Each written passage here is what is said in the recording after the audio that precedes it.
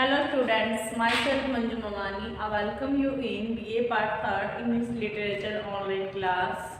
As you know that we are discussing about literary history. This is our fifth unit of your syllabus first paper का जो fifth unit है हम उसको discuss कर रही हैं।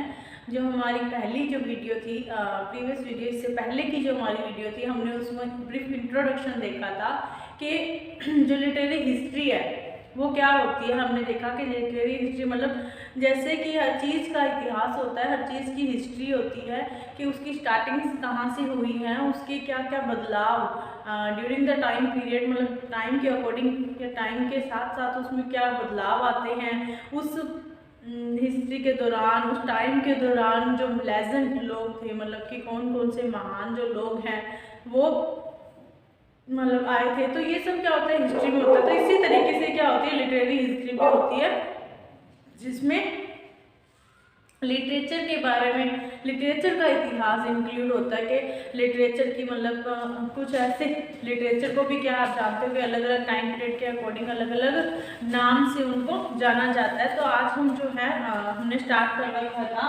Indo Anglian literature, Indo Anglian literature. जैसे कि हमने पहले वाली जो हमारी वीडियो थी उसमें हमने देखा था कि जो इंडो एंग्लियन लिटरेचर होता है वो क्या होता है कि इंडियन लोगों के द्वारा, जो लोग हैं वो इंडिया के रहने वाले हैं लेकिन वो लिखते किस लैंग्वेज में हैं, इंग्लिश लैंग्वेज में लिखते हैं। मतलब इंडिया के जो लोग एंग्लो लिटरेचर लिखते हैं, इंग्लिश में लिटरेचर का यूज करते हैं, तो उसे हम किस नाम से जाते हैं, इंडो एंग्लियन लिटरेचर के नाम से हम जानते हैं। लिटरेचर को भी क्या है अलग अलग डिवाइडेशन किया हुआ है। तो हमने बात कर रहे थे इंडो एंग्लियन लिटरेचर के बारे में। जो इंडो एंग्लियन लिटरेचर के ऐसे लोग, ऐसे पीपल जो क्या है इंडिया में रहते हैं, इंडियन है, ठीक है, और टच में है, वो कहाँ से बिलोंग करते हैं, इंडिया की अलग अलग लैंग्वेज से टच करते हैं, बिलोंग करते हैं, लेकिन वो राइटिंग किस में कर रहे हैं,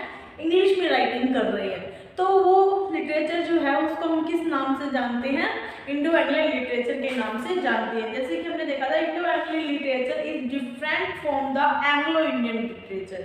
अब यहाँ पर दो तरह के लिटरेचर है, देखो एक तो होता है इंडो एंग्लियन लिटरेचर, दूसरा होता है Anglo Indian literature.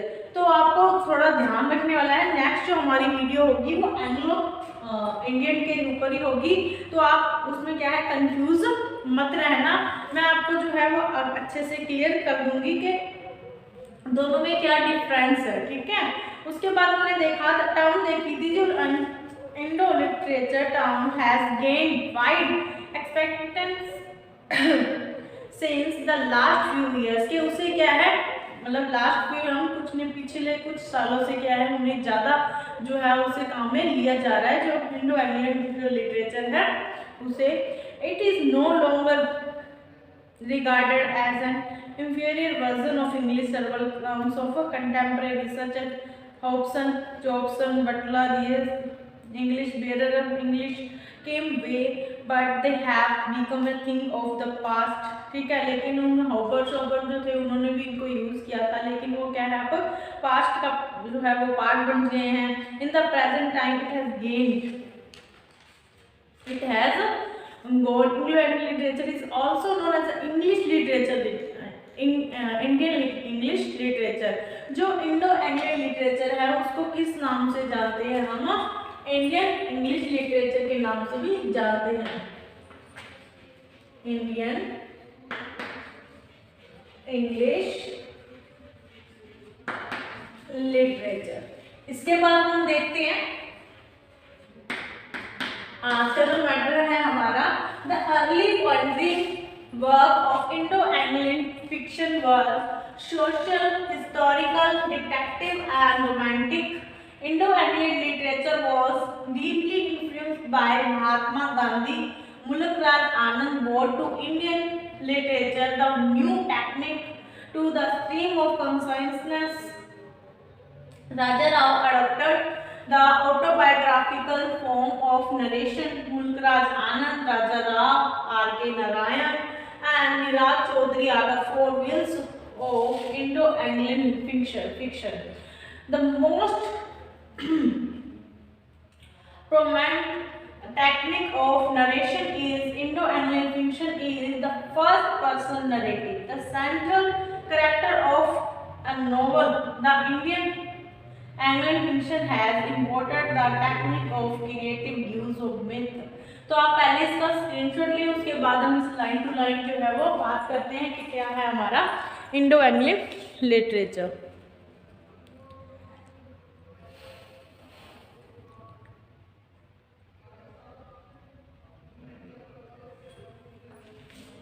Okay, the early founding work of Indo-Angling fiction was social, historical, detective and romantic. जो पहले का जो फाउंडिंग वर्क हम देखें, अगर मेन हम वर्क देखते हैं किसके, इंडो एंग्लिश लिटरेचर के, तो वो क्या थे, हिस्टोरिकल थे, ऐतिहासिक थे, डिटेक्टिव थे, जासूसी भी थे, और सोशल सामाजिक जो हम कहते हैं सामाजिक जो उसके सब्जेक्ट मैटर था वो सामाजिक भी था और रोमांटिक भी था।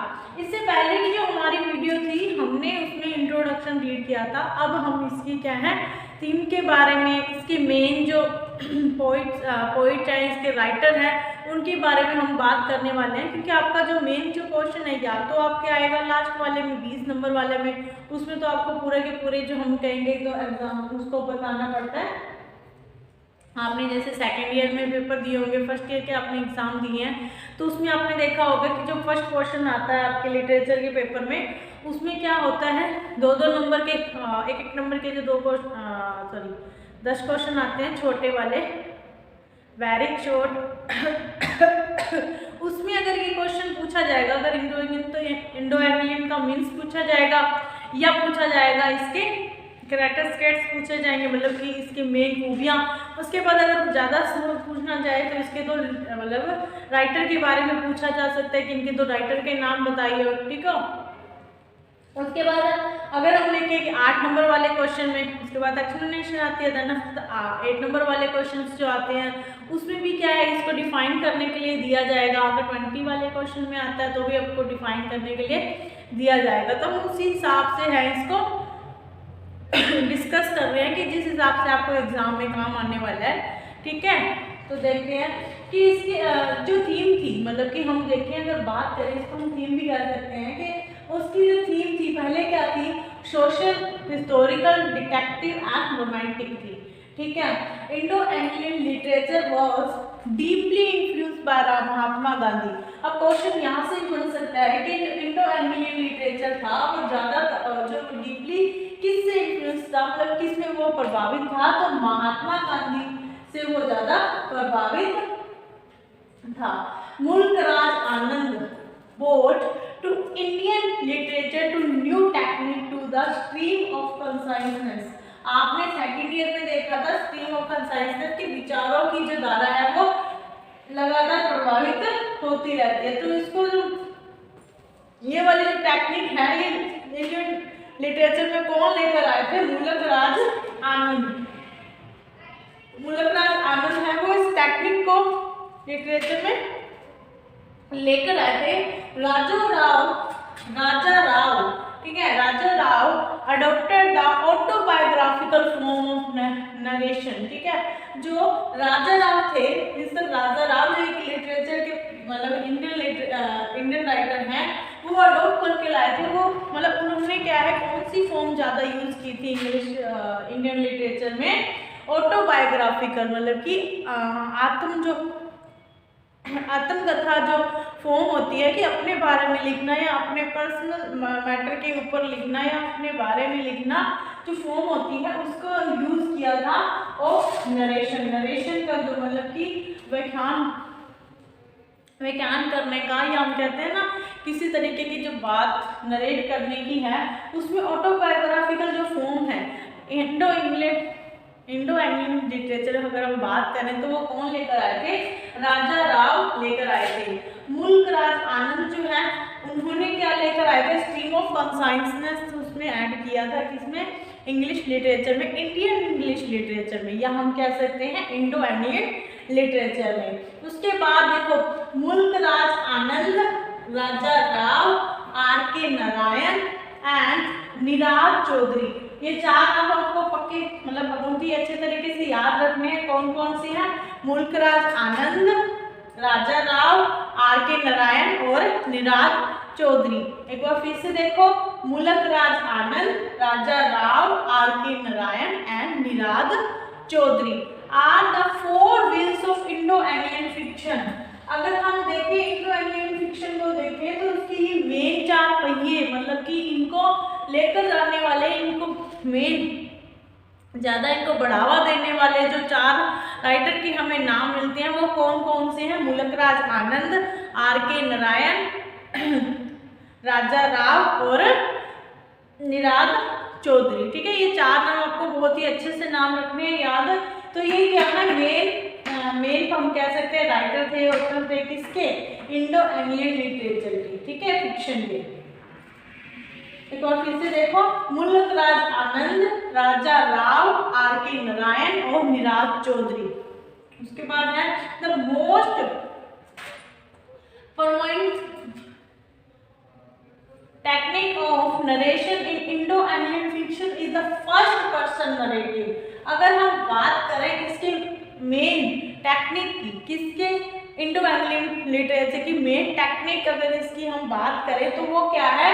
फर्स्ट पर्सन नरेशन के एक ही आदमी के ऊपर क्या है, पूरी की पूरी जो कहानी है वो घूमती रहती है। ठीक है, फर्स्ट पर्सन जो होता है वो क्या होता है? हमारा हीरो होता है। मतलब फर्स्ट पर्सन को होता है हीरो होता है, फर्स्ट पर्सन हम आई होते हैं ना, कि अपने ऊपर ही क्या है वो बात लेकर जो है पूरी की पूरी जो कहानी वो है बनी जाती है। अपने ही ऊपर जो स्टोरी है, चाहे वो आपने कैजुअली नॉट लिख लिया तो उसमें भी क्या था? पेड़ के बारे में था, और पेड़ किससे जुड़ा हुआ था? तो रुद्र से जुड़ा हुआ था। उसके बाद हमने निसिम इज़राइल की देखी थी द स्कॉर्पियन नाइट, तो उसमें भी क्या था? अपनी माँ के बारे में बात थी। तो वो लेकिन सेंट्रल जो उसका पर्सन था, सेंट्रल जो कैरेक्टर था वो कौन था? वो पर्सन खुद ही था कि उसकी माँ। तो ऑटोबायोग्राफिकल जो ऐड हो रहा है ना इसमें। उसके बाद हमने देखा, उसके बाद अगर हम बात करें आपके स्टोरी फिक्शन की, मतलब सेकंड पेपर में बात करेंगे तो उसमें आपकी स्टोरीज आती हैं। लाला द चाइल्ड आता है, द ट्रिप्ट लाला जी आते हैं, और मतलब इस तरीके से जो भी आपकी कहानियाँ आती हैं वो भी क्या है, जो है वो एक ही पर्सन के इर्द गिर्द घूमती है। एक ही सेंट्रलाइजेशन हम कह सकते हैं कि इसमें देखने के लिए मिल जाता है। ठीक है, इसका फर्स्ट पर्सन नरेशन ये क्या होता था इंडो एंग्लियन लिटरेचर में? फर्स्ट पर्सन की जो फर्स्ट पर्सन है, जो मेन बोलने वाला है, उसके ऊपर ही जो है वो हमें कहानी देखने के लिए मिलती थी। The central character of A novel, वही क्या होता था? जो फर्स्ट पर्सन होता था वही सेंट्रल जो है वो कैरेक्टर होता था। जैसे कि हम नॉवल जब आपके सिलेबस में स्टार्ट करेंगे, आपका नॉवल जो है तारा, अब पूरी की पूरी जो कहानी है उसका सेंट्रल जो हम कहते हैं कैरेक्टर कौन है? तारा ही है, नाम भी उसके ऊपर ही लिखा हुआ है। ठीक है, तो तारा के ऊपर ही पूरी कहानी चलेगी। उसके बाद अगर हम बात करें आपके ड्रामा के बारे में, जो है वेंडर ऑफ स्वीट, वो क्या है? वेंडर ऑफ स्वीट माली के ऊपर ही घूमती रहती है कि माली होता है वो माली का भाई, माली के पापा के ऊपर, मतलब कि मेन जो बात है वो उनके ऊपर ही घूमती रहती है। तो यहाँ पर हम देखेंगे इंडो एंग्लियन जो लिटरेचर है उसमें क्या है, फर्स्ट पर्सन जो है वो नरेटिव, वही हमारा क्या होता है? मेन कैरेक्टर होता है। किसका? नोवेल का मेन कैरेक्टर होता है किसका? हमारी पोइट्री का या हम किसी भी राइटिंग का। ठीक है, Indo Anglian fiction has imported the technique of creative use of myth. अगर हम बात करें तो ये क्या लेकर आए थे? इंपोर्ट किया था इन्होंने। इंपोर्ट मतलब कि ये अपने अंदर इन्होंने इंपोर्ट किया था, लिया था, आयात किया था। क्या आयात किया था? Technique of creative use of. इन्होंने मिथ हमें पता है क्या होते हैं? जो हमारे धार्मिक जो दृष्टिकोण होते हैं, धार्मिक मिथोलॉजी होती है ना, कि धार्मिक स्थिति या हमारे दिमाग से जुड़ी हुई या हमारे मतलब रिलेशन से जुड़ी हुई, या हम कह सकते हैं जो पूरा वर्ड है उससे हमारी कुछ जुड़ी हुई पुरानी हिस्ट्री से जुड़ी हुई जो बातें होती है वो मिथ में आती हैं। मिथ में मतलब हम अंधविश्वास भी लेकर आ सकते हैं। तो उससे जो है उसका बहुत ही अच्छे से यूज कब किया गया था, इंडो एंग्लियन फिक्शन में किया गया था। ठीक है, मेरे को लगता है आपने अच्छे से देखा कि जो अर्ली अपॉइंटिंग वर्क है इंडो एंग्लियन का, वो क्या था, डिटेक्टिव था, हिस्टोरिकल था, सोशल था और रोमांटिक था। ठीक है, और मेन जो इन्फ्लुएंस था वो किससे था, महात्मा गांधी से हमें देखने के लिए मिलता है। जैसे हमने उसके बाद देखे 4 व्हील्स देखे थे, आपको 4 व्हील्स के नाम अच्छे से याद रखने हैं। क्या क्या नाम है, मुल्कराज आनंद, राजा राव, मुल्कराज आनंद, राजा राव, R.K. नारायण और निराद चौधरी। ठीक है, उसके बाद हम देखते हैं कि मेन जो बात है वो क्या है कि ये फर्स्ट पर्सन नरेटिव है। ठीक है, जो एंग्लो इंडियन फिक्शन है वो क्या है, फर्स्ट पर्सन नरेटिव है। इसमें क्या होता था, जो सेंट्रल जो करेक्टर होता था वो क्या होता था, फर्स्ट पर्सन होता था। ठीक है, फर्स्ट पर्सन जो है वही क्या होता था, सेंट्रल इसका करेक्टर होता था। अब आगे का मैटर देखते हैं। आगे में हम क्या देखेंगे कि इसके कौन कौन से जो मेन राइटर्स हैं हमें देखने के लिए मिलते हैं। आगे बात करते हैं, पहले स्क्रीनशॉट लें, उसके बाद हम देखते हैं क्या है।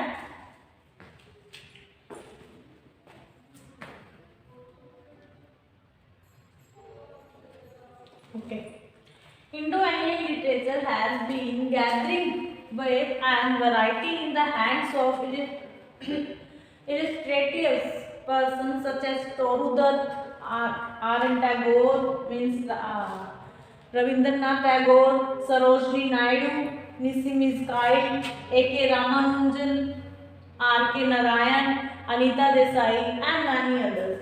Indian writing in English have effectively expressed the variegated picture of Indian life and thus added a fresh flavor and a new direction to the English literature. अगर हम बात करें इंडो एंग्लियन लिटरेचर की, तो इसमें मेन जो gathering है wave and variety, तो इसमें बहुत सारी विविधताएं हमें देखने के लिए मिल जाती है, क्योंकि हम जानते हैं जो इंडियन जो लाइफ है वो भी क्या है, विविधताओं से भरी हुई है, वैरायटीज से भरी हुई है। तो नॉर्मल सी बात है, जो इंडियन जो लोग हैं उनके पास बहुत सारी जो है हम कह सकते हैं थीम्स भी हो सकती हैं, बहुत ही सारे उनके पास वैरायटी हैं अलग अलग तरीके की, उन सब का जो यूज़ है उन्होंने अपने लिटरेचर में किया है। तो इन वैरायटी का जो यूज़ है मेनली मतलब हम बात करें तो बहुत ही इलस्ट्रेटिव, बहुत ही गुणी पर्सनों के द्वारा मतलब कि गुणी लोगों के द्वारा जो है वो यूज़ किया गया था। सच कौन कौन से हैं, मतलब कि बात करें तो हम तोरू दत्त, आप जानती हैं तोरू दत्त ने हमने कैजुअलिटी जो हमने रीड किया है। उसके बाद रविंद्रनाथ टैगोर के बारे में तो आप भी जानती हो कि उन्होंने हमारे राष्ट्रगान नेशनल एंथम को उन्होंने ही राइट किया है। तो उसको जब हम सुनते हैं तो हमें पता चलता है कि किस तरीके के मतलब कह सकते हैं राइटर थे वो, एक तरीके के पोइट भी कह सकते हैं। तो हमें जो मेन उनकी वैरायटी है, उसके बाद हम सरोजनी नायडू, निसिम इस्माइल आपने देखा होगा जो हमने रीड किया था, जो आपके पोएम है, सेकंड पोएम है इसकी पोइट्री की फर्स्ट पेपर की, the scorpion, night of the scorpion. तो उसमें भी किस तरीके से डिस्क्रिप्शन दिया हुआ था रूरल साइड का दिया हुआ था, जिसमें रूरल पीपल्स जो थे उनके बारे में बताया गया था, जो विलेजर थे वो किस तरीके से उनकी थिंकिंग के बारे में हमने देखा था, उसमें बताया हुआ था। उसके बाद R.K. रामानुजन की आपने इकोलॉजी जो है आपके सिलेबस में ऐड की हुई है। रामानुजन की इकोलॉजी जब देखा था कि वो डिवोटी था अपने मदर के पीछे, कि उसकी मदर को क्या हो जाता था, माइग्रेन रहता था, तो वो अपनी मदर के लिए क्या रहता था। तो ये सब जो चीज़ें हैं ये हमारे इंडियन लिटरेचर में ज़्यादा देखने मिले, मतलब इंडियन जो लाइफ है उसमें ज़्यादा देखने के लिए मिल सकती है। उसके बाद देखो R.K. नारायण, अनीता देसाई और मैनी अदर, तो इनके द्वारा जो है वो हमारे इंग्लिश लिटरेचर, जो हमारे इंग्लिश लिटरेचर है, इंडो एंग्लियन लिटरेचर है, उसको ज़्यादा बढ़ाया गया, उनको लोगों के सामने ज़्यादा से ज़्यादा लाया गया। तो अगर आपके सिविल में क्वेश्चन आता है कि मेन इसके क्या है, आपको पिलर लिखने हैं किसके मेन, अगर पिलर्स की बात करें तो हमने 4 नाम देखे थे। कौन कौन से नाम थे, राजा राव, R.K. नारायण, राजा राव था, R.K. नारायण है, और उसके बाद हमने देखा था कि रामानुजन भी थे और निराधर चौधरी। तो उसके बाद अगर हम मेन कुछ अगर पोइट के आपके नाम क्वेश्चन आ जाता है कि name the few poet, name the few Anglo Indian writer के, एंग्लो इंडियन राइटर के, इंडो एंग्लियन लिटरेचर के आपके कुछ पोइट्स के नाम बताने हैं तो आप उसमें नाम बता सकते हो। तोरू दत्त, अनीता देसाई, निसिम इस्काइल, जो क्या है रहने वाले तो किसके, इंडिया के हैं, लेकिन वो लिटरेचर जो राइटिंग है वो किस में करते हैं, इंग्लिश में करते हैं। इसके बाद Indian writing in English has effectively express the variegated picture of Indian life। अब हम बात करेंगे इसके ऊपर सबसे ज़्यादा प्रभाव किसका पड़ता है, हमें सबसे ज़्यादा जो है हमें पिक्चर किसकी देखने के लिए मिल जाती है, हमारे इंडियन लाइफ की। हमारा जो इंडियन भारतीय जीवन है उसकी जो पिक्चर है वो हमें इस लिटरेचर में बहुत ही अच्छे वैराइटेड, मतलब कि बहुत ही वैरायटी विविधताओं से भरे हुए जो है हमें पिक्चर देखने के लिए मिल जाती है इंडो एंग्लियन लिटरेचर में। एंड दस एडेड अ फ्रेश फ्लेवर, तो इस तरीके से क्या है उसमें फ्रेश फ्लेवर, एक अलग सा ही जो है हमें स्वाद देखने के लिए मिलता है लिटरेचर में। एंड ए न्यू डायरेक्शन, और उसने क्या है इंग्लिश लिटरेचर को एक नई दिशा प्रदान की है। जो इंडो एंग्लियन लिटरेचर है उसने जो इंग्लिश लिटरेचर है उसको एक नई दिशा प्रदान की है, क्योंकि बहुत सारी वेराइटीज़ मिल जाती हैं। इंडियन लिटरेचर जो है हमें जानते हैं कि इंडियन जो लिटरेचर है कई तरह के जो हमें उसमें थीम मिलती है, कई तरह के। अब आपने देखा होगा जो वैसे हम देखते हैं महाभारत, कालिदास की अगर हम बात करें तो कितने लेजेंड जो है हमारे सामने पोइट हमारे सामने जो है वो राइटर आते हैं, मीरा देवी, कबीर। तो इन सब से क्या है, इन सभी से ही अगर वो लोग महात्मा गांधी जो है, महात्मा गांधी भी क्या थे, बुक्स लिखी थी उन्होंने, तो उनसे ज़्यादा से ज़्यादा वो इन्फ्लुएंस होकर, उनसे ज़्यादा से ज़्यादा प्रेरित होकर उन्होंने क्या है इंग्लिश में राइटिंग करना स्टार्ट किया था। तो ये इंग्लिश लिटरेचर में एक बहुत ही अच्छा मोड़ लेकर आए थे, बहुत ही ज़्यादा वैरायटीज जो है वो लेकर आए थे। तो आपको क्या है नाम याद रखने हैं, एक तो फोर व्हील्स के नाम याद रखने हैं और उसके कुछ जो मेन कुछ जो राइटर्स हैं, पोइट्स हैं, उनके नाम याद रखने हैं। और आपको क्या नाम रखना है, इंडो एंग्लियन लिटरेचर जो है वो क्या है, लोग तो इंडियन हैं लेकिन राइटिंग किस में करते हैं, इंग्लिश में राइटिंग करते हैं। ऐसे लोग जो किससे बिलोंग करते हैं, इंडिया से बिलोंग करते हैं, और इंडिया की जो लैंग्वेजेस हैं, कितनी सारी लैंग्वेज हैं, बिलोंग तो वहाँ से करते हैं, लेकिन जो उनकी राइटिंग है, लिखते किस में है, वो कहानियाँ तो चाहे अपने एरिया की होगी लेकिन वो लिखेंगे किस में, इंग्लिश में लिखेंगे। उसी को हम किस नाम से जानते हैं, इंडो एंग्लियन लिटरेचर के नाम से जानते हैं, और इसको हम क्या है इंडियन इंग्लिश लिटरेचर भी कह सकते हैं। तो आज की क्लास में बस इतना ही। जो अगली हमारी नेक्स्ट क्लास होगी उसमें हम एंग्लो इंडियन लिटरेचर के बारे में बात करेंगे, और उसमें क्या है हम इस कन्फ्यूज़न को भी मतलब डिस्कस करेंगे कि इनके जो नाम है उसमें सिर्फ जो वर्ड है वो ही, सिर्फ वर्ड की जो सिचुएशन है वही चेंज हो जाती है, लेकिन जो पूरा मीनिंग है उनका पूरा का पूरा जो सेंस है वो चेंज हो जाता है। तो मिलते हैं हमारी नेक्स्ट वीडियो में अगले टॉपिक के साथ। तब तक आप घर पर रहिए, सुरक्षित रहिए, पढ़ते रहिए और नोट्स बनाते रहिए। Thank you.